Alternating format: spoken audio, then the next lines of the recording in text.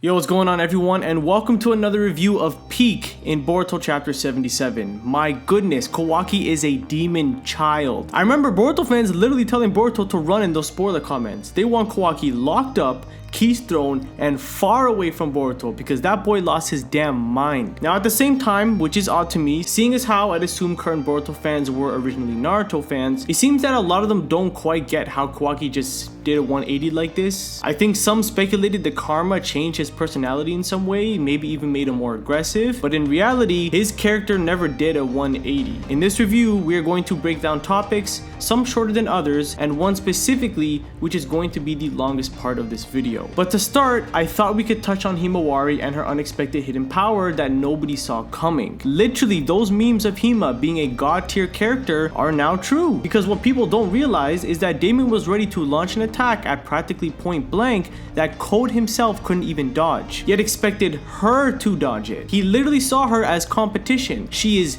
that strong. That's literally power that current Boruto and Kawaki cannot match even if they combine forces. Her potential, if she randomly taps it, surpasses both of them. That is nuts. Now, what it could be, from what I'm thinking, it's gotta be something related to heritage, because there's been no build up to this, and even with Himawari knocking out Naruto, I'm sure its original intention was just comedy relief. I don't know if that's the best example of foreshadowing, but I'm sure it has to be something related to heritage. What stuns me though is even then, power that Daemon sees as a threat? I don't know, man. There's clearly something about her that we just currently don't know about. It's got to be one of those things that may become predictable as we get closer to what that reveal is, but as of now, besides heritage, I'm completely stuck on what that could be. She potentially not only could be Daemon level, but the current strongest next gen character in Boruto, as in people Boruto's age or younger. Now moving on, we need to discuss Shikimaru, who ended up being right but also kind of wrong at the same time. Initially, he didn't trust Kawaki due to him thinking his motives still supported Kara, but as the story progressed, this proved to be wrong. It seemed all was well until the past events of Kawaki killing Boruto, to which Shikimaru tried to push Naruto into really thinking if he views Kawaki as a son and how dangerous this obsession, which never once got checked or seriously questioned beforehand, really is. And this chapter proved that.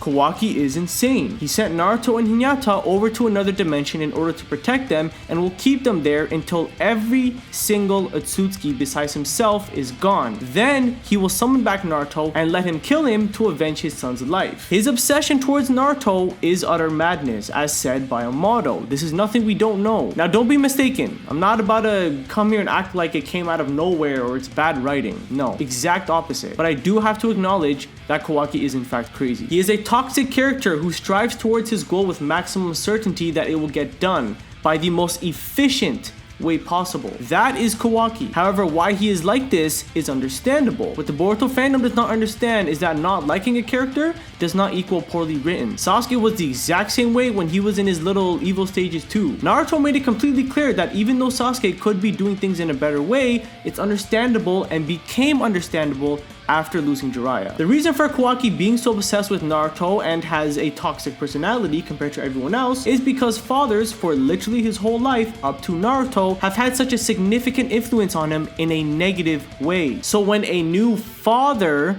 comes into the picture, that completely changes every aspect of Kawaki's life for the better, a life that he didn't think existed or was even possible for him. Like he literally said, Naruto awakened a path in him he didn't think was possible. You know, when you've been abused, betrayed, tested on, tortured by dads your whole life, to where the only bond you know is a father and son relationship, of course a new father who changes his life for the better and welcomes him with love and open arms is going to have a much bigger difference than anybody else. It's like receiving a big paycheck. That is Naruto, and Boruto, Hinata, Hima, and everyone else are just the extra bonus checks you get along with it. This is the relationship he has longed for, and he finally has it, and it's perfect. Getting a taste of something you never thought you could have, and it being as good as it is, you never want to go back. That is why Kawaki will literally kill himself if anything happens to Naruto. Kawaki is a mentally ill character in the sense of how obsessed he is with Naruto, yes, but it's understandable why a father has this much of an impact on him compared to others. They have explicitly used the words father with Jigen, first adopting him,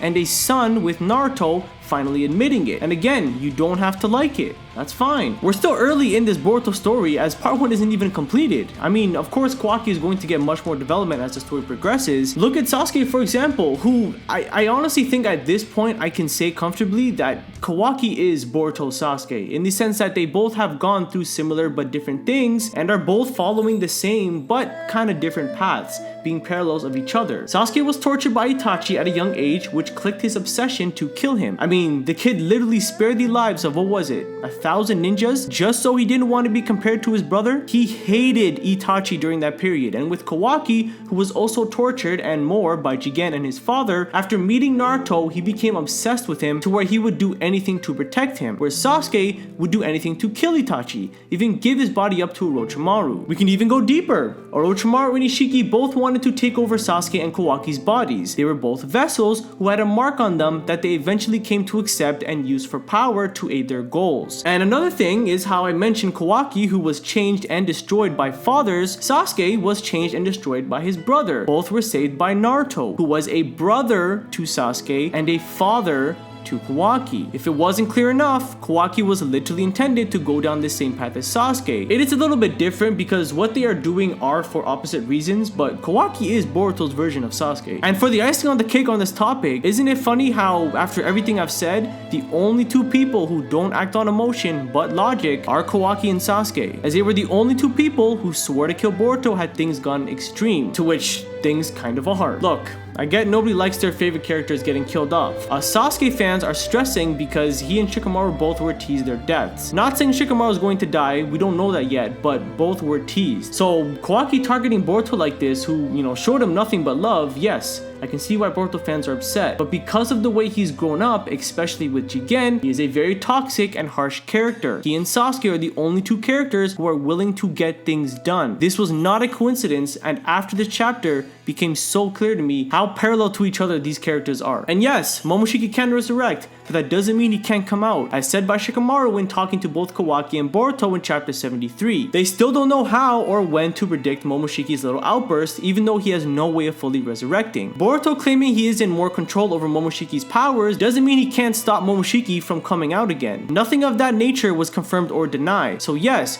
Kawaki does feel like he's doing the right thing, as nothing is confirmed or denied about Momoshiki's outbreaks, combined with how he wants to destroy all the Tsutskis, as he feels like there will never be peace without them gone. These two motives are enough for him to do what has to be done, while everyone else is waiting around, hoping by chance something changes in Boruto or Amado pulls through in some way. Kawaki and Sasuke aren't. Why take that chance when you can just end the threat right there? This is why I love Kawaki. I've loved him since the Kara arc, but now that I see how much more he relates to Sasuke, it makes perfect sense. The Naruto franchise doesn't miss when it comes to these main side characters, man. Kawaki is just too goated, and get mad, but I think he'll easily be one of the best Naruto characters once it's all said and done. And final topic, I hate to say this, but Naruto's biggest success in why everything turned out alright in part 1 in Shippuden ended up being the downfall for Boruto's. And that's how caring his character is, and that ability to give second chances to even people who may not deserve it. Naruto was a character that when he can relate to will show you all the gratitude and will never give up on you. For those who don't like Boruto, this is one thing you can't deny, and that aspect of Naruto has been consistent. Kawaki's only relation to Naruto is that he is a character who holds power